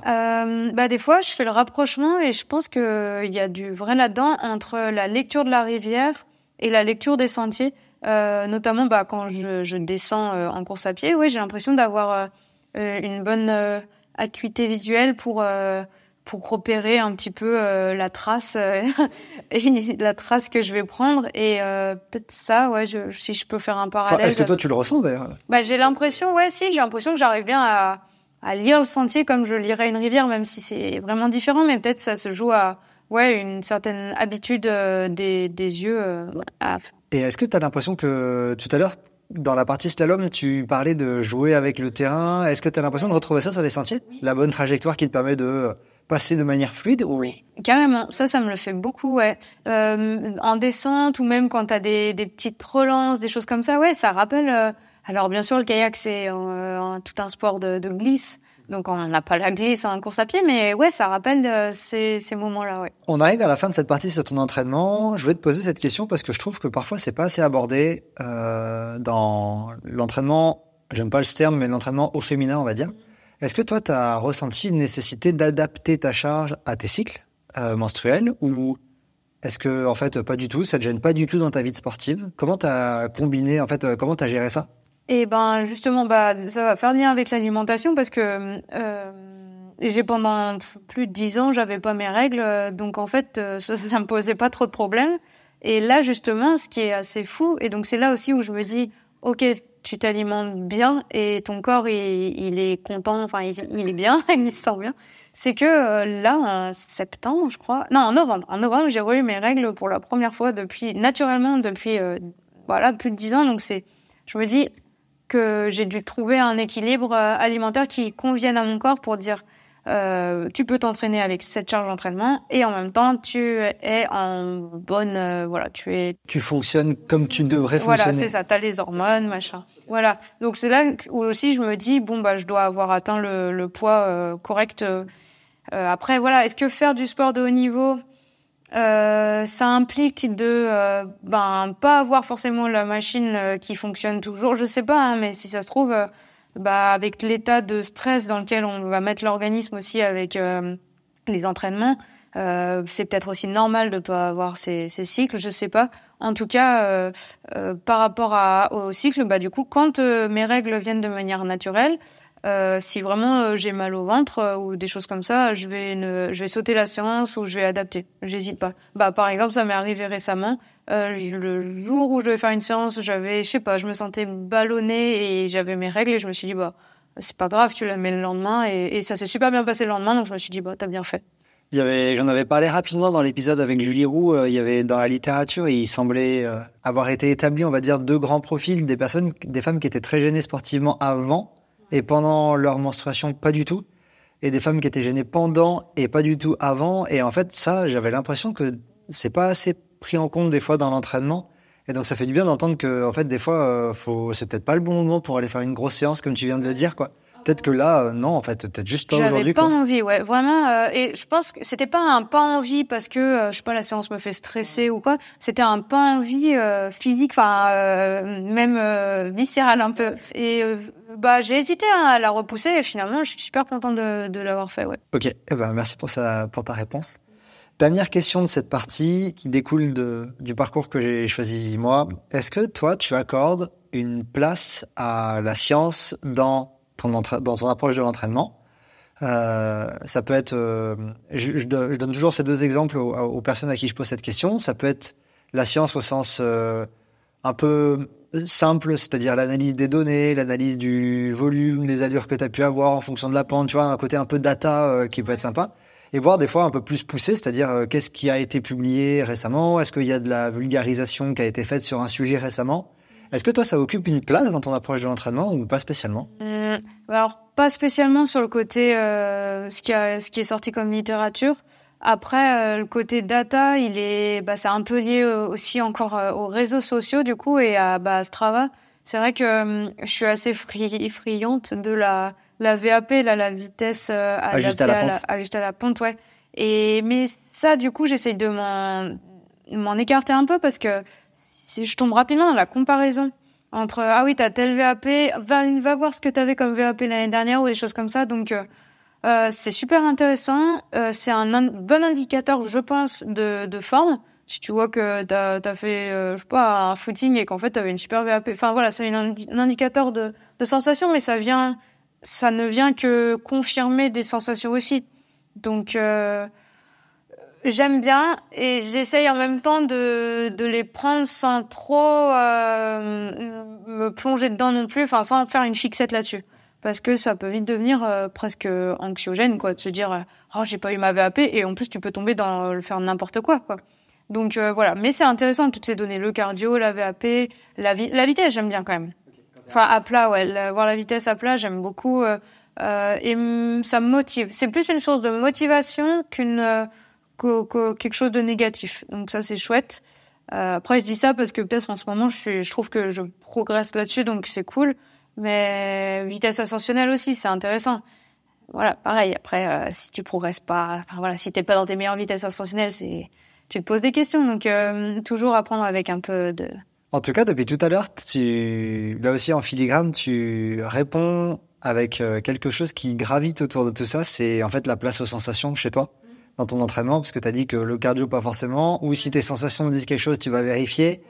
La vitesse ascensionnelle, ouais, mais tu vas l'utiliser pour voir si c'était bien dans un bon jour. En fait, toi, tu accordes apparemment dans ton entraînement une place très importante à ce que tu ressens pendant que tu cours. Bah oui, parce que je pense que déjà, c'est ce qui m'anime, enfin, dans la course à pied à l'origine, quoi. C'est juste courir et ce que tu ressens quand tu cours, le bien-être que tu peux ressentir. Donc ouais, je le fais vachement aux sensations et en plus, j'ai la chance de pouvoir faire souvent les mêmes tours. Donc au final, t'as tes repères. Tu sens les choses. Tu sens si aujourd'hui ça va bien ou pas. Non, vraiment, c'est ce qui va plus me guider, ouais. Clémentine, je te remercie beaucoup pour ces réponses à tout ce que je viens de te poser comme question. On a tous les deux le sourire. Personne ne l'a entendu, vu, mais je t'ai appelé 3 fois par le mauvais prénom. Donc heureusement qu'il y a le montage qui est là pour nous aider à faire disparaître ces petits aléas. On va passer à comment tu t'es entraîné pour les mondiaux de trail, plus spécifiquement. Mais avant ça, tu vas devoir te plier au jeu par lequel tous les invités du podcast passent. C'est le jeu du tu préfères. Est-ce que tu connais le principe du jeu du préfères ? Pas tant, mais vas-y. Alors, c'est très simple. Je vais te proposer 2 choix qui sont aussi insupportables l'un que l'autre, mais t'as pas le choix. Dans ce monde, t'es obligé de choisir une des 2 opportunités. La peste ou le choléra, quoi. C'est ça. On t'en a préparé 4 avec les personnes qui suivent les réseaux. Généralement, je leur demande des idées s'ils veulent m'en fournir. On en a 4. Donc, je te les propose du plus simple au plus compliqué. Okay. Qu'est-ce que tu préfères ? À l'avenir, les gels que tu peux consommer sur des courses, ils sont goût sardine ? Ou à l'avenir, tous tes repas après une compétition, c'est une salade de navets ? La salade de navet parce que ça nuira moins à ma performance. Enfin, là, je me vois pas avaler des gels goût sardine. Des gels goût sardine ? Ouais. Ok. Qu'est-ce que tu préfères ? Faire une course de trail en tenue de kayak ou faire une course de kayak de descente, c'est-à-dire à peu près 10-15 minutes, en tenue de trail ? Kayak en tenue de trail. Okay. Parce que après ça dépendra de la rivière, mais s'il y a pas trop de bouillon et tout, ça va quoi, ouais. Ok, alors que trail en tenue de kayak, ça sera plus. Ça va être compliqué. Plus long, ouais. Ok, ça marche. Qu'est-ce que tu préfères ? Sur tes prochaines courses, tu dois manger ton ravitaillement. Quand tu passes au ravito, tu dois manger mais sans les mains, ou tu dois manger ton ravitaillement mais avec des gants de boxe. Je pense manger sans les mains, si on me l'a bien préparé, ça ira. Ok, ça marche. Et la dernière, je pense que tu vas savoir à quelle mésaventure celle-là fait référence. Qu'est-ce que tu préfères ? À l'avenir, tu préfères te perdre à chaque fois que tu fais une reconnaissance sur un parcours de course, ou tu préfères que sur tes prochaines courses, c'est tout le temps le même parcours ? Wow. Non, me perdre, À chaque fois que tu fais une reco, tu te perds. Ouais, c'est pas grave. C'est trop drôle, mais ouais, je préfère quand même. Bah, j'ai pas envie de faire tout le temps le même parcours en compétition. Ah ouais, non. Tu vois à quelle petite anecdote mésaventures ça fait référence, celle-ci? Se perdre au reconnaissance. Se perdre en reconnaissance? Oui, je me perds régulièrement, moi. Alors, du coup, il y en a une en particulier. Ouais, j'avais entendu que dans un épisode que tu t'es paumé avec Lucie Germain sur la reco des mondiaux, c'est ça? Ah oui, c'est vrai. Bah en fait, on s'est chacune perdu de vue l'une de l'autre et du coup, on s'est perdu. Ah, vous avez pas perdu le sentier? Non, ça va. Je savais où j'étais, mais je savais plus où elle était. Elle. Et elle non plus. Ouais, c'est ça. Du coup, on est toutes les deux rentrées de notre côté à l'hôtel et heureusement, elle était là, j'étais là, donc c'est bon. Je te remercie de t'être prêté à ce petit jeu du tu préfères. On revient sur la préparation des championnats du monde de trail. Alors, je place un contexte de la compétition elle-même assez rapidement. En fait, donc c'était les championnats du monde de trail qui avaient lieu 2 mois et demi après les championnats de France, qui a quand même laissé une petite période de récupération et de remise en route. C'était à Innsbruck, en Autriche, qui a réuni en 2023 les championnats du monde de trail court, les championnats du monde de trail long, sur lesquels Benjamin Roubiol a brillé, trail court sur lequel toi, tu as brillé au niveau féminin. Et trail long aussi, Marion. Et Marion Delespierre a brillé en trail long. Et où il y avait également les championnats du monde de course en montagne. Donc ça faisait gros grosse événement, réunion des sports de montagne, on va dire, de la course à pied en montagne. Alors j'ai noté que tu avais déjà fait, donc c'était un parcours pour toi de 44 km de 3250 mètres. Ça fait un ratio de 73, je calcule souvent comme ça, un ratio dénivelé-distance. D'accord. C'est le dénivelé divisé par la distance, et 73, ça fait quand même partie des gros dénivelés. Après, il y avait même plus de montées que de descentes. Ah ouais? Ça, il y avait, on faisait une traversée, du coup on n'arrivait pas au même, et je crois qu'il y avait 2700 en descente. Je sais pas si ça se calcule dans les... Ouais, en fait, moi, quand je calcule le ratio, je compte que ça fait kiff-kiff et j'ai pas fait attention que c'était pas la même... Moi, ça m'angoissait un peu au début de me dire, vu que je suis meilleure descendeuse, je me disais, oh là là, il y a même plus de montées que de descentes. Là, en fait, pour élément de comparaison, donc c'est un trail qui est quand même considéré comme très alpin, c'est le même ratio que l'échappée belle de 60 quai par ici, qui est une course qui est, de 60 quai par ici, qui est une course qui est quand même connue pour être très gourmande en dénivelé. Donc c'est pas un trail roulant, on va dire a priori là, c'est quand même assez pentu. Et donc en termes de distance de course, tu avais déjà fait quasiment aussi long en 2019 avec 42 km. Là c'était légèrement plus long, par contre quand même un dénivelé plus conséquent. OK. Donc, je pense que c'est à peu près ce que j'avais à retenir du contexte. La première question que je voulais te poser moi par rapport à cette préparation aux mondiaux, c'est comment est-ce que tu as géré la transition entre les championnats de France et les championnats du monde, surtout que bon, t'avais le temps quand même de récupérer et de t'entraîner. Je pense, tu nous le diras, mais j'avais l'impression que t'avais le temps. Mais par contre, les parcours étaient quand même très différents. C'était beaucoup plus roulant au trail de Cité de la Pierre que ce que t'allais faire aux mondiaux. Comment toi, t'as géré cette partie-là entre les deux? Et oui, c'est vrai que c'était particulier parce que du coup, la qualif se faisait sur 30 km et 1500 mètres de dénive pour les mondiaux qui faisaient 44 km. Et ouais, comme tu l'as dit, 3200 mètres de dénive. Donc moi je l'ai pris vraiment comme un challenge, vu que j'avais jamais fait aussi long, aussi dur. Donc après déjà les championnats de France, j'avais amorcé quand même une préparation un peu plus de dénivelé avant les France parce que de base je devais faire les crosses jusqu'au bout, jusqu'au championnat de France. Et j'avais même pas fait les inters finalement. Je m'étais dit non là faut quand même que je commence à préparer le championnat de France de trail qui était au mois de mars. Et du coup derrière.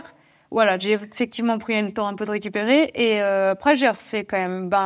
Ce qui a beaucoup changé dans mon entraînement, c'est les sorties longues. J'ai fait plus de sorties longues qui allaient jusqu'à la plus longue que j'ai fait, je crois, elle faisait 4h30.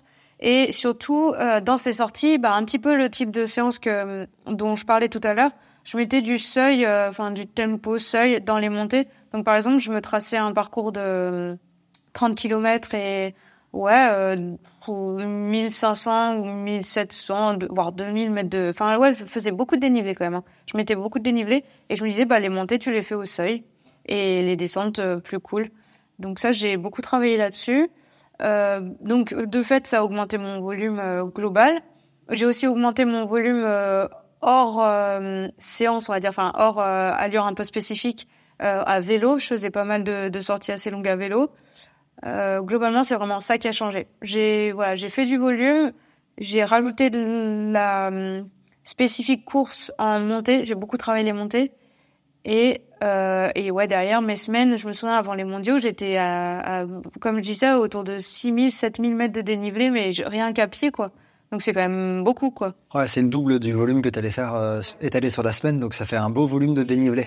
Mais ça t'a aidé à préparer en fait ce qui t'attendait, quoi. Tu disais tout à l'heure, je rebondis là-dessus parce que je t'ai pas posé la question. Quand tu fais du vélo, tu sais vraiment toi de la sortie longue, douce, ou tu vas aussi inclure des petits éducatifs, par exemple, allez là je fais 5 minutes en endurance de force, ou je réduis les pignons et je fais exprès de forcer. Tu fais des petits trucs comme ça? Non, ça je fais pas en vélo. Même j'ai tendance de toute façon, ça va, j'ai un développement qui me permet de mouliner. Donc, mais en montée, je suis sur le plumptif aussi. Ouais, j'essaie de mouliner mais on est vite contraint à travailler un peu sa force sans le vouloir parce que c'est de plus en plus dur de mouliner. Surtout ici en Chartreuse, c'est quand même assez raide. Donc, non, en vélo, je fais pas d'entraînement spécifique. Après, quand j'avais été blessée, ça m'arrivait de faire des séances à vélo. J'aimais bien, ça s'y prête bien. Comment est-ce que tu t'es préparé à ces mondiaux, à l'approche un petit peu plus proche de la course? Est-ce que tu as fait une phase d'affûtage qui a duré une durée particulière? Les quelques jours, on va dire, les 10 jours, 2 semaines avant les compétitions, à quoi ça a ressemblé pour toi? J'ai quand même bien allégé la charge. Je me souviens que je débordais un peu d'énergie. Et c'était compliqué pour moi de moins m'entraîner. Je me souviens par exemple que j'avais le week-end libre. En plus, ce week-end-là, j'étais toute seule et j'avais envie d'y aller, j'avais envie de courir. Et Philippe m'avait dit non, repose-toi quoi. Donc j'étais allée randonner. J'avais quand même fait une bonne rando, mais voilà, je m'étais un peu interdit de courir. Mais j'avais beaucoup d'énergie. J'avais l'énergie à revendre, comme on dit. Et j'ai diminué la charge à l'approche. Et puis de toute façon, après, on a quand même passé quelques jours avec l'équipe. On a dû arriver le lundi, je pense, sur place. Donc lundi, mardi, mercredi, la course c'était jeudi. Ça, ces 3 derniers jours, ça a été neige. Il y a eu le trajet le dimanche, je crois. Donc non, globalement, j'ai quand même bien diminué. Juste avant à l'approche, on diminue bien. Je voulais te demander si tu avais intégré des séances un peu nouvelles, un peu spéciales pour cette course, mais du coup, c'est celle que tu as dit avant. En fait, c'est monté un peu en tempo seuil sur cette phase d'entre-deux, c'est ça? Ouais, c'est ça, exactement. Et alors, j'ai aussi fait, mais moins. Et je pense que j'en avais moins besoin, où c'était un peu l'inverse. Tu montes plutôt tranquille et tu descends plus vite pour t'entraîner aux descentes.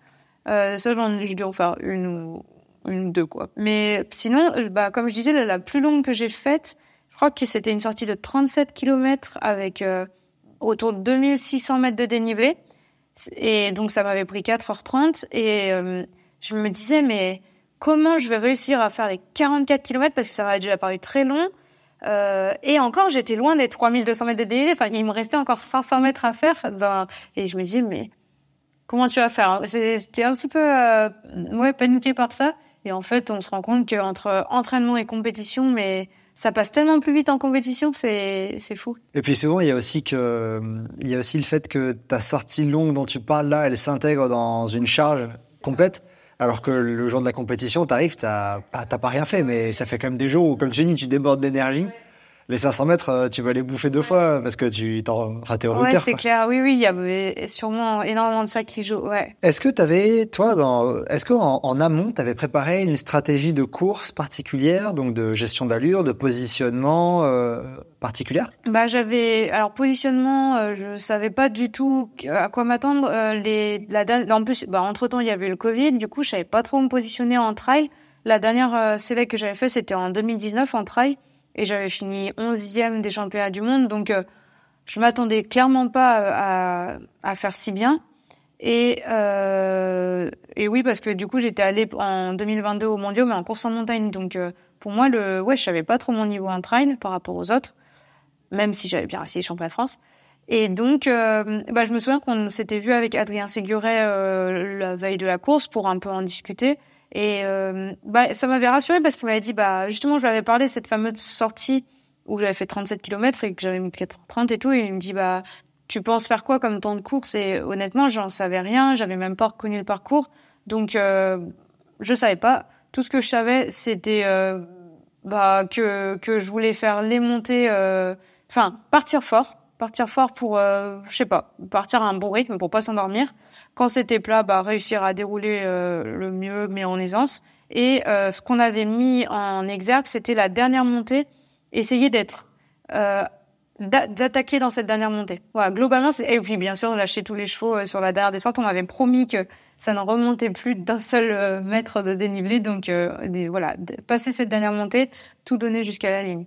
Globalement, c'était ça la stratégie. Partir fort, être bien sur le plat, les montées, mieux que je peux, surtout la dernière montée, qui était longue, et ensuite la descente. Et en termes de stratégie alimentaire, est-ce que tu avais prévu ton grammage millimétré, ça sonne, tu manges ou pas du tout? Non, alors du coup, j'avais quand même prévu des petits trucs. Adrien avait insisté pour que je mange dans la première heure. Enfin, moi, ça me paraissait tôt, mais en fait, apparemment, c'est très important de manger assez tôt dans la course. Donc, j'ai mangé au bout d'une heure, au bout des 10 premiers kilomètres, là, j'ai pris un gel. Après, j'ai à peu près respecté ce que j'avais dit. Après, j'en ai pris un autre au bout de 2 heures. J'ai pu remplir mon eau. J'avais bien sûr de la boisson énergétique. Et par contre, la boisson, moi, je mets juste des cuillères. Enfin, je veux dire, je pèse pas au gramme près. Et ensuite, j'ai eu un peu d'écœurement de mes gels parce que je prenais toujours les mêmes. Ouais, c'était quasiment que les mêmes ou goût citron. Donc, j'ai été un peu écœurée un moment. Et donc, dans la dernière montée, la fameuse où il fallait accélérer, j'arrivais plus trop à m'alimenter avec ces gels. Et heureusement, au ravitaillement du haut, il y avait une compote qui m'attendait. Et cette compote, elle m'a fait beaucoup de bien. Malheureusement, il n'y avait pas de gel goût sardine. Non, J'espère que ça aurait fait du bien, peut-être. Mais heureusement, à l'arrivée, il y avait des navets, donc ça m'a fait plaisir. Et ensuite, je crois que j'ai plus rien mangé jusqu'à l'arrivée. Mais bon, toujours de la boisson sucrée. Je suis pas du tout un exemple et il faut que je travaille vraiment ce point-là de l'alimentation en course. Mais voilà, au total, j'ai dû être à, je pense quand même 3-4 gels parce que je t'ai dit, j'en ai pris je pense 3-4 gels et la compote. Et toujours de la boisson. Là, actuellement, tu utilises les produits alimentaires Aptonia. C'est varié. Là, au Mondiaux, le gel que j'aimais bien, c'est... Ah oui, c'est ça, c'était Power Bar Hydro... C'est un hydrogel, donc il est plus grand. Ouais, Alors ouais, il y avait ça. Il y avait goût citron vert et goût coca. Mais j'étais un peu écœurée, donc ça passait plus trop. Mais du coup, j'avais pris les deux. Le un peu plus concentré, goût citron vert, citron vert, et un goût coca. Ok, je vois très bien lesquels c'est et des fois ils passent un peu mieux que les gels ceux-là parce qu'ils sont plus liquides. C'est ça, ouais. Et des fois ça évite cette espèce de pâte super sucrée que tu peux avoir en bouche. Ouais, la pâte elle m'a vraiment écœurée. Donc maintenant j'aime mieux les gels hydro, ouais. Même si ça prend plus de place. Ça prend plus de place, ouais. Bon, est-ce que t'es à 5 mais grammes, 10 grammes près? Mais même, je me souviens, je suis partie avec, je crois, quasiment tout sur moi. J'aime mieux avoir tout sur moi, pas avoir besoin de me dire, attends, à ce ravito-là, faut que tu prennes ça et tout. Du coup, t'avais fait une reconnaissance du parcours quasi intégrale? Eh ben non, parce que il y avait eu un stage pour reconnaître le parcours, mais j'avais pas pu y aller parce que j'étais retenue professionnellement. On organisait les championnats de France universitaires de gymnastique à Cessinet.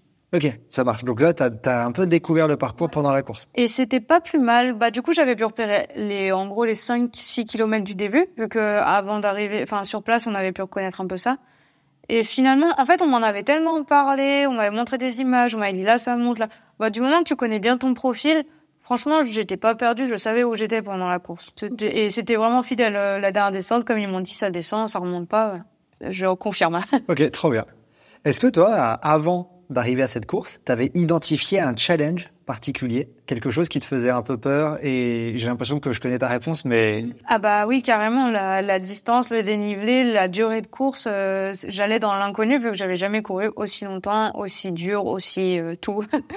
Donc ouais, c'était ça, c'était un challenge en soi. J'ai noté, sauf erreur de ma part, que tu as réalisé une course quasiment en tête du début à la fin, à savoir que tu as été au plus loin dans le classement, 4e, et régulièrement première. Surtout sur la fin, première. Juste à la fin, ouais.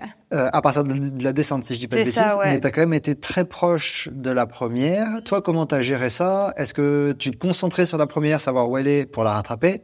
Est-ce qu'au contraire, t'étais très concentré sur toi et tu faisais ta course et tu verrais bien comment ça évolue? En fait, c'était...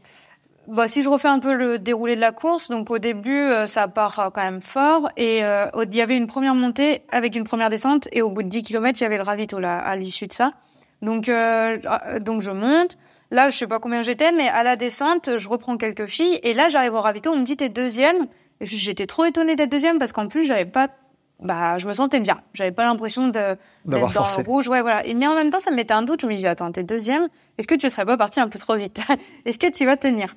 Et ensuite, je continue mon petit bonhomme de chemin. Et deuxième montée, là, je me fais reprendre par une Allemande, Laura Autenroth, un truc comme ça. Mais elle, je crois qu'elle avait fait podium en course en montagne, montée sèche la veille ou un truc comme ça. Vraiment trop forte en montée. Donc, elle me double. J'essaye de rester quand même concentrée. J'ai essayé de la tenir un peu, mais j'y arrivais pas. Donc, je reste dans mon truc.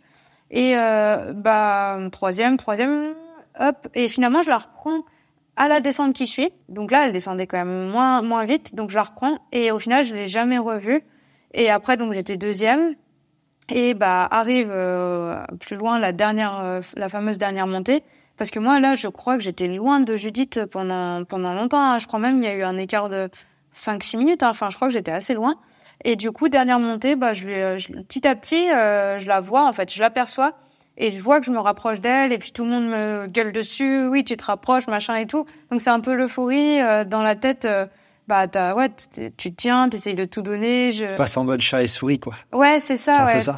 Mais autant des fois, quand je suis dans cette configuration, je peux avoir un peu les jambes qui flagellent parce que t'as aussi un peu le stress de ça devient concret, quoi. C'est vraiment là, à portée de main, entre guillemets. Et des fois, ce serait aussi plus simple de se dire, deuxième, c'est bien, et je reste où je suis, c'est déjà énorme. Et je sais pas, là, je me sentais vraiment portée aussi, et du coup, j'ai réussi à la reprendre, mais vraiment au sommet de la côte. Et là, après, je me suis dit, tu lâches tout, et je pense que j'avais confiance en moi dans les descentes, et j'étais pas au courant que Judith était une très bonne descendeuse aussi. Et peut-être que ça aurait changé la donne si j'avais su ça, parce que je me serais dit, attends, elle va revenir, c'est sûr, ou je sais pas. Mais en tout cas, là, j'avais confiance. Et à partir de là, de toute façon, mon but, c'était vraiment de rallier l'arrivée. Donc après, c'est des faits de course. Je pense elle commençait aussi à être fatiguée. Enfin, c'était long aussi pour elle. Je crois qu'elle avait pas fait aussi long depuis bien longtemps. Donc, c'est la course d'un jour. Ça s'est fait que moi, ça allait super bien dans la descente. Et ouais. En tout cas, vous deux, toi et Judith, dans le live qu'on a pu voir, il y a eu beaucoup de moments où on vous voyait toutes les deux. Ça a été très bien suivi en termes de live. Et c'était super sympa à voir. Et ton arrivée était géniale. Mais c'était vraiment un beau moment sportif, je pense, à suivre vous deux. Ouais, c'est chouette qu'il y ait pu avoir des images. Ça se vulgarise de plus en plus pendant les courses, d'être filmé. Et là, en plus d'avoir pu filmer ces moments-là, ouais, c'est trop bien. Clémentine, je te remercie énormément pour tout ce que tu viens de nous raconter sur cette course-là. C'était un très bel événement et j'espère qu'on te verra autant briller sur des événements à venir. J'imagine que Alors, la première question dans la conclusion que j'aimerais aborder avec toi, c'est qu'est-ce que c'est tes objectifs à court, moyen terme? J'imagine qu'il y a peut-être les championnats d'Europe de trail à Annecy que tu vises. Oui, ouais, ça, ce sera le premier gros objectif de l'année. Donc, encore un nouveau challenge parce que c'est plus long, c'est 65 km et 4000 mètres. Pour le trail court. En fait, au championnat d'Europe, il y a pas de trail court, trail long, il y a un seul format trail. Et on va dire, ils ont coupé la poire en deux. Là, cette année, ce sera, 65 km. Donc, c'est une nouvelle distance pour moi, un nouveau challenge, ouais. Que là, tu prépares activement avec Philippe et l'équipe de France, du coup, j'imagine. Et on n'a pas encore eu de rassemblement, mais ouais, je pense que ça va pas tarder. Et avant ça, du coup, en course de préparation, bien sûr, donc là, il y a les crosses. Ensuite, il y aura les championnats de France de trail. Alors moi, je vais faire le championnat de France de trail court. Il y aura, vu que j'aimerais bien aussi me qualifier pour l'OCC, au mois d'août, je vais aller faire une course, le Chianti Marathon Trail en Italie pour me qualifier, avoir les Running Stones. Et voilà, peut-être une petite Sky Race des Mathésins aussi en course de préparation. C'est un bon choix. De manière plus générale, est-ce qu'il y a un événement sportif ou une course ou un objectif qui te fait rêver? Toi, tu te dis ça dans ma carrière, je veux le faire. Pour avoir connu un peu la ferveur basque là récemment avec Gorbea et puis même la Skyrun, je me dis que Zegama ça doit être quelque chose. Donc j'ai envie Zegama pour l'ambiance, j'ai envie d'y aller. Et ensuite à voir si sur le long terme je prends plaisir et j'arrive à augmenter les distances. Je pense que ça peut être chouette d'essayer des trails longs puis des ultra trails parce que c'est à chaque fois une sacrée aventure, j'ai l'impression, quand tu pars sur un ultra comme ça. On a fait un raid cette année multisport là avec les copains et c'est génial. C'était la première fois que je faisais.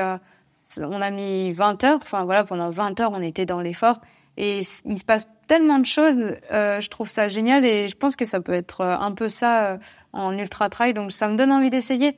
Et après, une fois de plus, je sais que c'est un sport traumatisant. Je sais pas si j'arriverai à m'adapter à ça. En tout cas, ça donne envie quand même. En tout cas, c'est pas l'objectif à court terme. C'est là pour l'instant, c'est rester sur tes formats et. Ouais. On va avoir toi et moi un petit moment d'échange qui va être réservé aux abonnés Patreon de Courir Mieux, des réseaux, mais dans lesquels tu vas donner plusieurs conseils d'entraînement ou des conseils de championne également. Mais quand même là, pour tous ceux qui nous écoutent dans cette vidéo ou ce podcast, toi, si tu voudrais transmettre un message, un conseil, un take-home message que tu veux que les gens retiennent de ta vision du sport et de l'entraînement, qu'est-ce que ce serait ? Eh ben, avant tout, c'est un peu bateau, mais c'est quand même le moteur de se mettre en action. Bah, c'est de prendre plaisir dans sa pratique, pas s'interroger à outrance sur justement toutes ces datas, ces outils de comparaison qu'on nous tend au quotidien sur les réseaux. Alors bien sûr, c'est fabuleux pour mettre en avant ce qu'on fait, mais que ça devienne pas non plus toxique dans notre pratique et qu'on garde bien en tête l'essence de notre sport, tout simplement prendre plaisir à courir sur les sentiers. C'est un très beau message, je pense, et j'en parlais également ça dans l'épisode avec Simon. Lui, il disait que il aime beaucoup les datas, etc., mais il aimerait bien que les datas, ses sportifs ne les aient pas.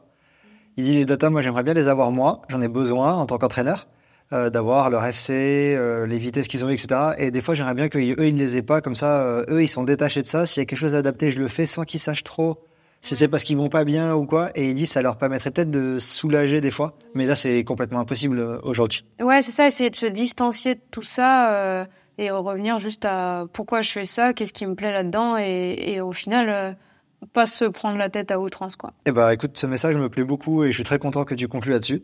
Dernière petite question, où est-ce qu'on peut te suivre si les auditeurs veulent savoir où en est Clémentine Geoffrey dans ses préparations ? Ah bah alors sur les réseaux sociaux. Super.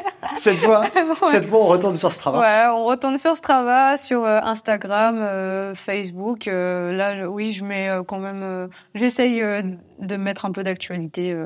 En tout cas, sur Strava, je ne casse rien. Enfin, je veux dire, tout est sur Strava, donc ça c'est chouette. Je me dis au moins si les gens veulent même juste s'inspirer pour certaines séances qui sont originales, ça peut être bien. Ok, eh ben, je mettrai tous ces liens dans la description. Clémentine, je te garde encore quelques minutes, mais pour l'instant, au nom de tous ceux qui ont regardé déjà cette première partie ou écouté cette première partie du podcast, je te remercie énormément pour ton temps, pour ta bonne humeur que tu transmets et pour ta simplicité. C'était un épisode que j'ai pris plaisir à enregistrer. Et du coup, merci pour ça. Merci. Voilà, c'est tout pour l'épisode d'aujourd'hui. J'espère que son contenu vous a plu et vous a permis de comprendre comment Clémentine approche l'entraînement, les compétitions et le haut niveau. À travers cette discussion, j'ai découvert une athlète au palmarès fleuri, aux performances remarquables, mais pour autant d'une simplicité exceptionnelle. L'écoute et la confiance qu'elle s'accorde m'ont beaucoup inspiré et je suis sûr qu'il en a été de même pour vous. N'hésitez pas à rejoindre Clémentine sur ses différents réseaux, les liens sont dans la description. À très bientôt pour un nouvel épisode.